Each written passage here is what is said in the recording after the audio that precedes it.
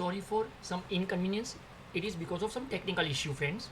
So we were discussing कि 100 करोड़ का production अगर लास्ट ईयर था और अगर ये साल वो 110 करोड़ हो चुका है, तो there is increase in output of 10 crore, जिसे हमने नाम दिया था इकोनॉमिक ग्रोथ.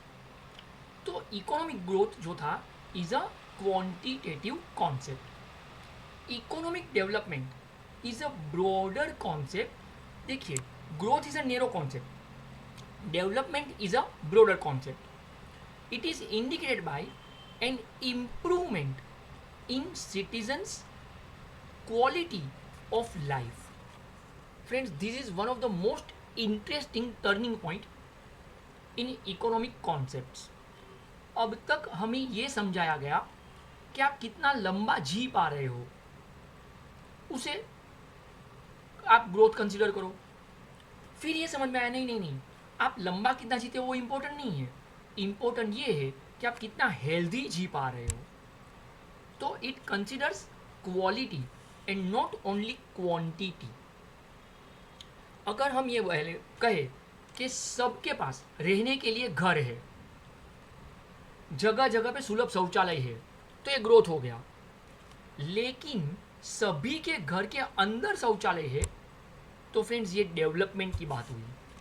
तो it is a broader concept because it improves quality of life of the citizens of our nation.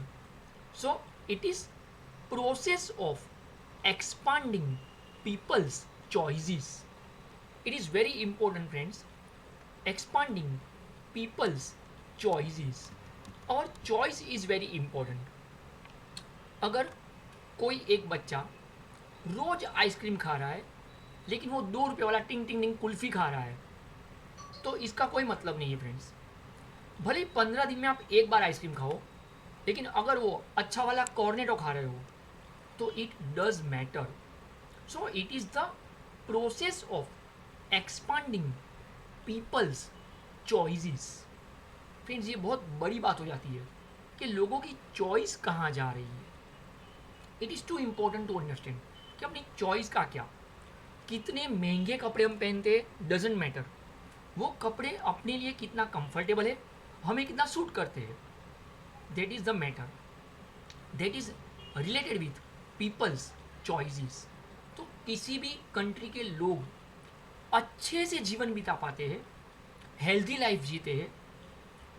मैं ये नहीं कहूँगा कि वो कितने ज़्यादा पढ़े लिखे हैं, हम ये बोलेंगे कि वो कितना ज़्यादा नॉलेज गेन करते हैं.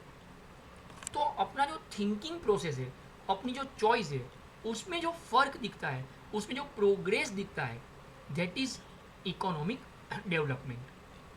अगर किसी कंट्री के अंदर गए साल का प्रोडक्शन 100 करोड़ था, output production of goods and services, ये साल बढ़कर अगर वो 150 करोड़ हुआ है, लेकिन वो जो 50 करोड़ का गुड्स एंड सर्विस उन्होंने जो प्रोड्यूस ज़्यादा किया, अगर वो उन्होंने न्यूक्लियर बॉम्ब बनाया है या वेपन्स बनाए हैं ताकि वो टेररिज्म कर पाए, आतंकवाद को फैलावा दे पाए, तो फिर ये डेवलपमेंट नहीं है.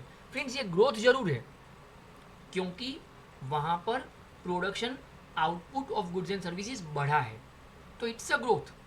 But it is not development, क्योंकि वहाँ पे लोगों की जो चॉइस है वो टेररिज्म फैलाना है, तो फिर वो डेवलपमेंट नहीं हुआ. Our subtopic is conflict between economic growth and economic development. आप बोलेंगे सर चलो ये तो समझ में आ गया कि growth is quantitative, development is qualitative, अब इसमें कॉन्फ्लिक्ट की बात कहाँ से आ गई. डियर फ्रेंड्स, ये बहुत बड़ी चीज़ है. अगर आप अपनी कंट्री में प्रोडक्शन बढ़ाना चाहते हो, if you want economic growth in your country, it means you have to increase the production of goods and services. To produce more goods and services, we will utilize more natural resources of our country. We will utilize more capital goods, that is plant and machinery. अब देखो, economics अपने आप में कितना opposite behave करेगा friends. अगर India तरक्की चाहता है, अगर वो जीडीपी को बढ़ाना चाहता है, अगर वो गुड्स एंड सर्विसेज का प्रोडक्शन बढ़ाना चाहता है, इट मीन्स के वो माइंस पे से बहुत सारे आयरन, कोल, इसको ज़्यादा कंज्यूम करेंगे, हम ज़्यादा मशीनरी काम पे लगाएंगे। नाउ जस्ट थिंक, आप जितनी मशीनरी ज़्यादा काम पे लगाओगे उतना प्रोडक्शन सस्ते में होगा, बेस्ट क्वालिटी का होगा और ज़्यादा होगा और कम टाइम में होगा। That is true. वही तो है इकोनॉमिक ग्रोथ, कि कम टाइम में आप ज़्यादा प्रोडक्शन करो, अच्छी क्वालिटी का हो, सस्ते में प्रोडक्शन हो। पर इसमें एक गलती हो रही है फ्रेंड्स, जितना आप मशीन ज़्यादा यूज़ करते हो, जितना आप कैपिटल इंटेंसिव प्रोड्यूसिंग मेथड इस्तेमाल करते हो, उतना लेबर को काम कम मिलेगा। जितना हम लेबर को कम यूटिलाइज करेंगे फ्रेंड्स, उतना अनएम्प्लॉयमेंट बढ़ेगा। जितना लेबर में अनएम्प्लॉयमेंट बढ़ेगा उतना उनका per capita income, national income कम होगा।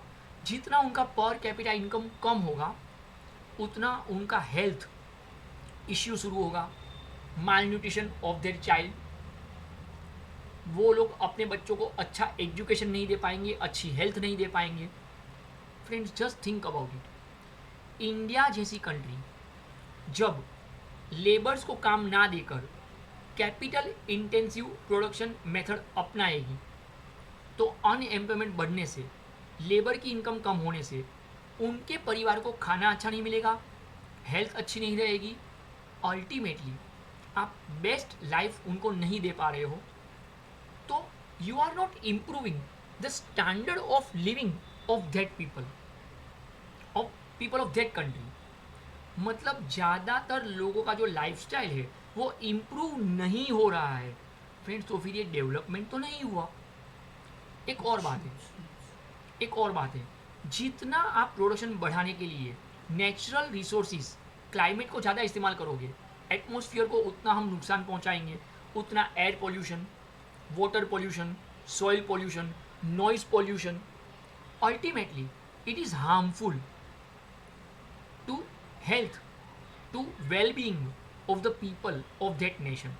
तो अल्टीमेटली अगर आप अपनी कंट्री में इकोनॉमिक ग्रोथ देखना चाहते हो तो उस चीज़ के लिए हम डेवलपमेंट को धक्का मार रहे हैं। अगर हम डेवलपमेंट सोच रहे हैं कि लोगों की लाइफ अच्छी रहे, अगर हम डेवलपमेंट सोच रहे हैं तो फिर हम ग्रोथ को बढ़ावा नहीं दे पाएंगे, क्योंकि हमें क्लाइमेट को संभालना है, लोगों को काम देना है।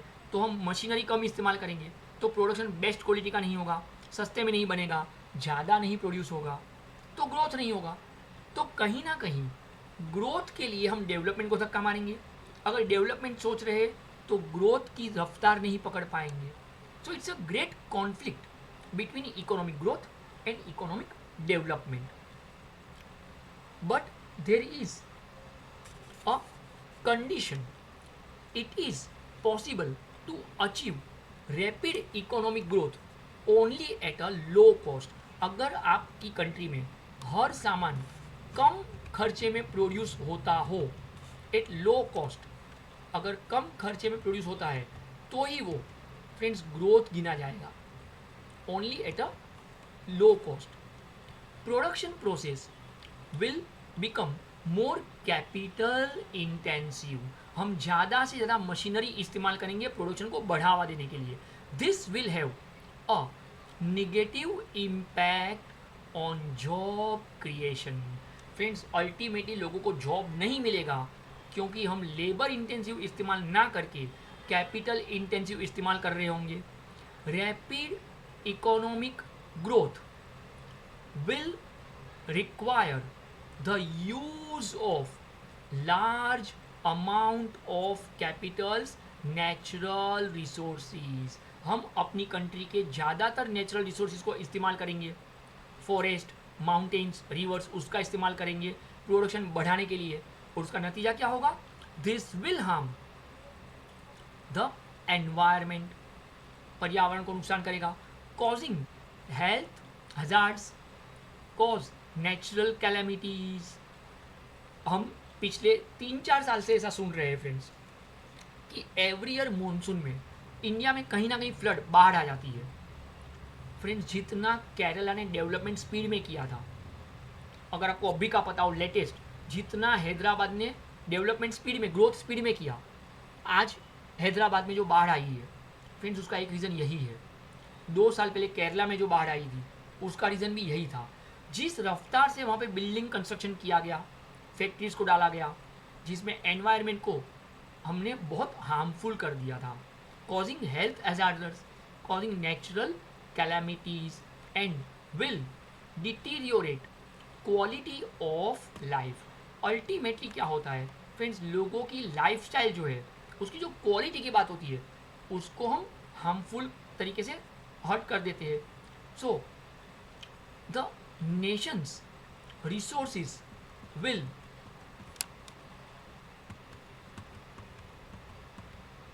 get rapidly used up to increase its GDP। दुनिया की कोई भी कंट्री जब जीडीपी को स्पीड में बढ़ावा देना चाहती है तो वो अपने नेचुरल रिसोर्स को ज़्यादा इस्तेमाल करने लगती है, और नतीजा वहाँ का एटमॉस्फेयर पोल्यूशन बढ़ जाना, और उसका इफेक्ट क्या होगा लॉन्ग टर्म पे। The future generations will have to pay a price for such growth in the form of environmental deterioration, health problems and unemployment। Dear friends, जिस एरिया में आप ग्रोथ को बढ़ावा देने के लिए नेचुरल रिसोर्सेज को ओवर यूज करते हैं, ओवर कंज्यूम करते हैं, तो the future generation will have to pay a price. आने वाला जो जनरेशन होगा उसे वो कहाँ हर्ट करेगा, तो उस ग्रोथ को पाने के लिए हमने तो उस ग्रोथ को पा लिया चलो प्रेजेंट में, पर फ्यूचर जनरेशन जो आएगा ना तो हम उनको बेस्ट एनवायरनमेंट दे पाएंगे, नीट एंड क्लीन एटमॉस्फेयर नहीं मिलेगा, ना उनको हेल्थ अच्छी मिलेगी क्योंकि वहाँ पर पोल्यूशन होगा, और ना उनके पास जॉब रहेगा क्योंकि हमने तो मशीन इस्तेमाल करके लेबर्स को ख़त्म कर दिया होगा। फ्रेंड्स, बहुत सिंपल बात समझ में आती हो तो 9th या 10th के ज्योग्राफी में आप में से बहुत लोगों ने फ्रेंड्स ग्रीन रिवॉल्यूशन, हरित क्रांति, इसके बारे में पढ़ा होगा। पंजाब और हरियाणा में जब ग्रीन रिवॉल्यूशन लाने की बात हुई फ्रेंड्स, पंजाब के जिस गांव में सबसे पहले ग्रीन रिवॉल्यूशन को इम्प्लीमेंट किया गया था वीट का प्रोडक्शन बढ़ाने के लिए, तो वहाँ पे जब केमिकल फर्टिलाइजर्स को स्प्रे किया गया थ्रू हेलीकॉप्टर्स ताकि वीट का प्रोडक्शन बढ़ पाए। फ्रेंड्स, ये बात सच है कि वीट का प्रोडक्शन बहुत ज़बरदस्त तरीके से बढ़ गया। बेस्ट क्वालिटी के वीट थे, बहुत अच्छा प्रोडक्शन हुआ, काफ़ी सस्ते में हुआ, ये फैक्ट है। But friends, sorry to inform you, green revolution से हमने वीट का प्रोडक्शन तो बढ़ा दिया था, पर उस गांव में टोटल 300 फैमिली रहते थे। फ्रेंड्स, आज उस गांव के सभी फैमिली में एटलीस्ट 1% यू विल गेट जिसको कैंसर है फ्रेंड्स।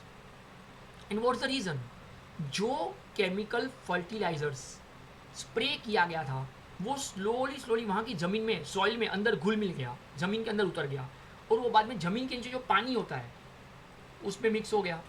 अब वही पानी वहाँ के नदी, तालाब में, कुएं में आता है, और वही पानी वो इस्तेमाल करते हैं ड्रिंकिंग वाटर के हिसाब से। फ्रेंड्स, आज उन सब की बॉडी में वो पॉइजनियस केमिकल वाला पानी घुल चुका है, जा चुका है। एंड द रिजल्ट इज कि सभी फैमिली में एटलीस्ट 1% यू विल गेट जिनको कैंसर होगा। तो हम क्या दे रहे हैं उनको, हेल्थ प्रॉब्लम। तो उस वक्त तो गेहूं का प्रोडक्शन बढ़ा दिया, पर future generation is still paying this in form of health problem. तो friends, there is a great conflict कि अगर आप ग्रोथ चाहते हो तो उसके लिए आप कैपिटल ज़्यादा इस्तेमाल करते हो, मशीन ज़्यादा इस्तेमाल करते हो, नेचुरल रिसोर्स ज़्यादा इस्तेमाल करते हो। उसकी इफेक्ट ये होती है कि फ्यूचर जनरेशन के पास ना तो एम्प्लॉयमेंट रहेगा, हेल्थ प्रॉब्लम क्रिएट होंगे, एनवायरनमेंट डिटीरियोरेट हो जाएगा, तो फिर वो डेवलपमेंट कहाँ से होगा। तो ग्रोथ की वजह से ही डेवलपमेंट को हम धक्का दे रहे हैं, और अगर डेवलपमेंट सोच रहे हैं तो फिर ग्रोथ की रफ्तार नहीं पकड़ पा रहे हैं।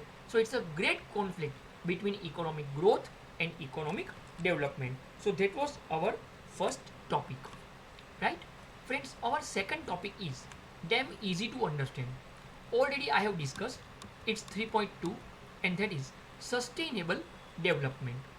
Sustainable development is defined that meets the needs of the present without compromising the ability of future generations to meet their own needs. Just now I have given you one example.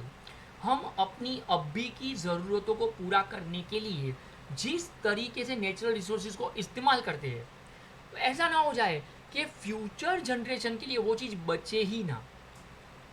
मतलब future generation उस वक्त उनकी ज़रूरतों को पूरा करने के लिए नेचुरल रिसोर्स को इस्तेमाल कर पाए, उतना तो हम उनके लिए छोड़ के जा पाए ताकि वो अपनी ज़िंदगी गुजर बसर कर पाए. अगर हमने ही सब नेचुरल रिसोर्स इस्तेमाल कर लिया अपनी अभी की ज़रूरतों को पूरा करने के लिए, तो फ्यूचर जनरेशन के लिए हम क्या देंगे? बाबा जी का ठुल्लू. तो डेवलपमेंट जो कॉन्सेप्ट है उसमें वर्ड है sustainable development. It should be in a continuous process. It should be sustain for a longer period. अगर मेरे पिताजी ने बहुत कमाई कर ली और बहुत सारे रिसोर्सेज इस्तेमाल करके अपनी लाइफ को तरक्की दे दी, पर उसका भुगतान अभी तक अगर मैं दे रहा हूँ, तो फिर ये सस्टेनेबल डेवलपमेंट नहीं हुआ. अगर मेरे पिताजी ने बहुत सारी जगह से कर्ज लिया था और उनकी लाइफ बहुत मस्त गई और वो सब कर्ज अगर मैं पे कर रहा हूँ, तो फिर ये डेवलपमेंट नहीं है फ्रेंड्स. तो फ्यूचर जनरेशन, आने वाले जनरेशन उस वक्त की उनकी ज़रूरतों को पूरा करने के लिए नेचुरल रिसोर्स को इस्तेमाल कर पाए, उतना रिसोर्स हम छोड़ के जाए. हम अभी की अपनी ज़रूरतें पूरी करने के लिए सभी रिसोर्स इस्तेमाल ना करें. That is sustainable development. If a country adopts sustainable development, its GDP will be sustainable over a longer period of time. एक साल GDP बहुत बढ़ गई, बाद में 5 साल नुकसान हो गया, ऐसा नहीं होगा. अगर आप सस्टेनेबल डेवलपमेंट पे जा रहे हो तो it will be for a longer period of time. Now friends, development 3 तरीके से दिखेगा. एक होता है इकोनॉमिक डेवलपमेंट, कैपिटल ए, मतलब infrastructure development, road construction, tunnels, highway, flyover bridge, metro, bullet train, that is economic development. दूसरा होता है social development, that is health, well being of the people, of the citizens of the country, education, family planning programmes. And third one is environmental protection. Friends, ये बहुत important है. कोई भी country अगर infrastructure development and social development के लिए environment को hurt करती है, तो it is not allowed for sustainable development. United Nations general assembly in September 2015 adopted the 2030 Agenda for Sustainable Development that includes 17 goals. Friends, United Nations ने sustainable development के लिए 17 goals, sustainable development goals SDGs, okay, इसको introduce किया था 2015 में. और ये कहा था कि 15 सालों में, मतलब टिल 2030 तक दुनिया की सभी कंट्री को ये 17 गोल्स, पर्पसेस जो है उनको पूरा करना चाहिए, उनको पूरा करना चाहिए. ओके, अब इसके कुछ बेसिक प्रिंसिपल्स है फ्रेंड्स, इनके कुछ बेसिक प्रिंसिपल्स है. ओके, और ये जो बेसिक प्रिंसिपल्स है, the principles behind the goals is termed as leaving no one behind. एक ही मकसद था इसका, दुनिया के आखिरी इंसान तक, गरीब के गरीब तबके के इंसान तक डेवलपमेंट पहुंचना चाहिए. मतलब अगर कोई गरीबी में है, अगर कोई निचले तबके पे है, तो उस लाइन में खड़े रहने वाले आखिरी छोर के इंसान तक आपका डेवलपमेंट पहुंच जाए. And for that purpose 3 basic goals we have set up, and that is no poverty, zero hunger, and good health and well-being, etc. Friends, in our next session we will discuss all these 3 goals in detail. अब भी सिर्फ इतना समझ ले कि living no one behind, दुनिया का, अपनी कंट्री का कोई एक इंसान भी डेवलपमेंट से अछूता ना रहे. और उसके लिए 3 बेसिक गोल है. गरीबी नहीं चाहिए, नो पॉवर्टी, जीरो हंगर, एक भी इंसान भूखा ना सोए, and good health and well being. हर एक की हेल्थ अच्छी हो, हर कोई ठीक से जी पाए। इसका detail explanation we will cover in our next session. Thank you so much. Please take care of yourself. Soon I approach you again.